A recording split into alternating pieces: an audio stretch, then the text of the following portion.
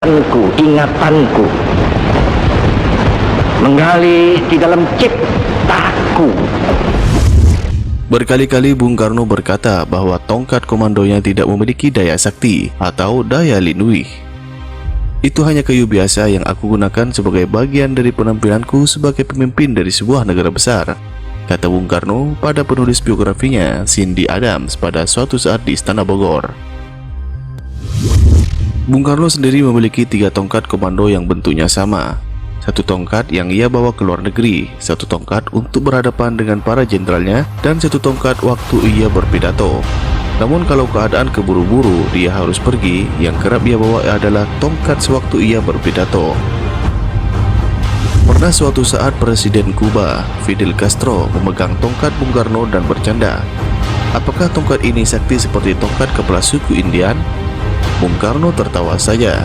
Saat itu Castro meminta peci hitam Bung Karno dan Bung Karno pakai peci hitam punya Castro. "Pet ini saya pakai waktu saya serang Havana dan saya jatuhkan Batista," kata Castro mengenai pet hijaunya itu. Apakah tongkat Bung Karno itu memiliki kesaktian seperti keris Diponegoro atau Kiai Salak atau keris Aryo Penangsang Kiai Setan Kobar? Wallahu a'lam.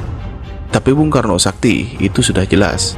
Peristiwa paling menggambarkan bagi publik Indonesia adalah saat Bung Karno ditembak dari jarak dekat pada saat sholat Idul Adha. Tembakan itu meleset dan ini yang menjadi heboh.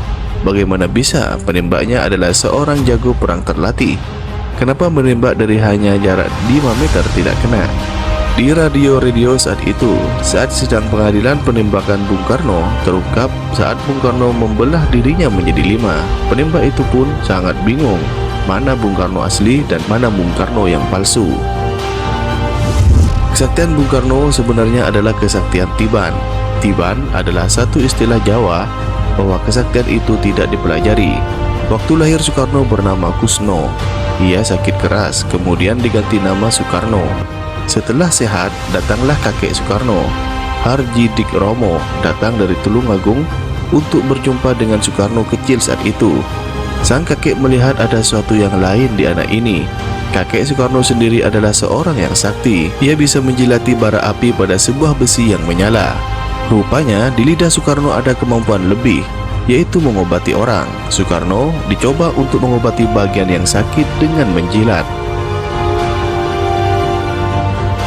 Kakek Soekarno tahu bahwa ini kesaktian, tapi harus diubah asal cucunya jangan hanya jadi dukun, tapi jadi seorang yang amat berguna untuk bangsanya. Harjo Dik Romo adalah seorang pelarian dari Jawa Tengah yang menolak sistem tanam paksa, kultur stil Van de Bosch. Ia ke Tulungagung dan memulai usaha sebagai saudagar batik.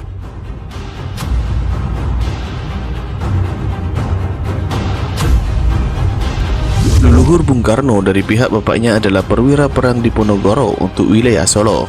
Nama leluhur Bung Karno itu Raden Mangundiwiryo yang berperang melawan Belanda.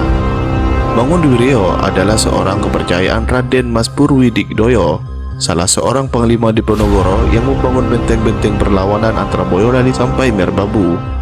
Setelah selesainya perang Diponegoro, Raden Mangundiwiryo diburu oleh intel Belanda dan ia menyamar jadi rakyat biasa di sekitar Purwodadi. Mungkin akar inilah yang membuat ikatan batin antara Jawa Tengah dan Bung Karno. Seperti yang kita ketahui, Jawa Tengah adalah basis utama Soekarnois terbesar di Indonesia. Mangundiwiryo memiliki kesaktian, yaitu ucapannya bisa jadi kenyataan. Istilahnya yaitu Idu Geni. Rupanya ini menurun kepada Bung Karno. Melihat kemampuan Idu Geni Bung Karno itu, kakeknya Harjo Dik Romo berpuasa siang malam agar cucunya bisa memiliki kekuatan batin.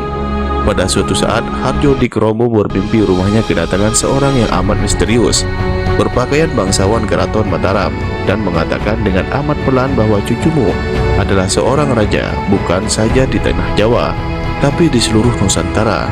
Kelak, Harjo Dik Romo mengira bahwa itu adalah perwujudan dari Ki Juru Martini, seorang bangsawan dari Mataram paling cerdas. Sejak mimpi itu, kemampuan Bung Karno menjilat dan menyembuhkan langsung hilang, berganti dengan kemampuan berbicara yang sangat luar biasa. Bung Karno sendiri, menurut buku Gibbils, salah seorang sejarawan Belanda, sudah diramalkan akan terbunuh dengan benda-benda yang tajam. Untuk itulah, ia amat takut dengan jarum suntik. Bung Karno sendiri agak paranoid terhadap benda-benda yang tajam. Ketika penyakit ginjalnya amat parah, ia menolak untuk berobat ke Swiss karena di sana pasti akan dibedah dengan pisau tajam. Ia memilih obat-obatan herbal dari Cina. Kembali ke tongkat tadi. Tongkat Bung Karno itu dibuat dari bahan kayu pucang kalak. Pohon pucang itu banyak, tapi pucang kalak itu hanya ada di Ponorogo. Pohon pucang. Tongkat komando Bung Karno sendiri dipakai sejak 1952. Setelah peristiwa 17 Oktober 1952, suatu malam Bung Karno didatangi oleh orang dengan membawa sebolok kayu pohon pucang kalak yang ia potong dengan tangannya. Balok itu diserahkan kepada Bung Karno untuk menghadapi para jenderal, kata orang itu. Lalu Bung Karno menyuruh salah seorang seniman Yogyakarta untuk membuat kayu itu menjadi tongkat komando.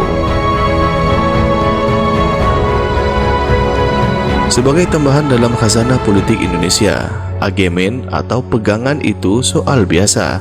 Misalnya Jenderal Sumitro, tokoh utama dalam rivalitas dengan Ali Mortopo pada peristiwa Malari 1974.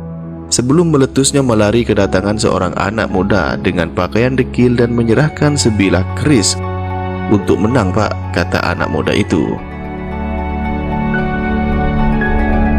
Itulah secuil kisah tentang misteri kesaktian tongkat komando Bung Karno. Terima kasih telah menyaksikan video ini, kami undur diri.